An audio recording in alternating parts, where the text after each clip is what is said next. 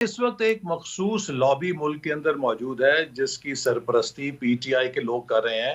वो चाहते हैं कि मुल्क के अंदर बेयकीनी रहे। वो नहीं चाहते कि 8 फरवरी को इंतखाबात हों, क्योंकि उनको ये खौफ है कि 8 फरवरी के इंतखाबात में उनको शिकस्त होगी।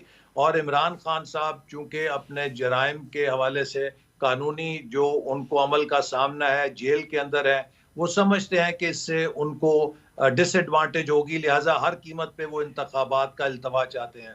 और इसके लिए वो एक मुनज़्ज़म मुहिम चलाते हैं, कभी सोशल मीडिया पे, कभी मीडिया पे, कभी किसी और तरीके से। मैं समझता हूँ कि जो चीफ जस्टिस ऑफ पाकिस्तान ने वाज़ेह फैसला दिया है, सुप्रीम कोर्ट ने वाज़ेह फैसला दिया है, और खुद मुल्क के मफाद में ये है कि जिस कदर जल्दी एक मुंतखब नुमाइंदा मुस्तहकम हुकूमत कायम हो जाए, हम उतनी जल्दी मुआशी चैलेंजेस से निकलने के लिए सफ़र का आगाज़ कर सकते हैं। अगर ये बेयकीनी रहेगी, तो फिर हमारा जो मुआशी चैलेंज और बहरान है, जो अभी फ़िलहाल टला हुआ है, वो फिर हमें आ घेरेगा।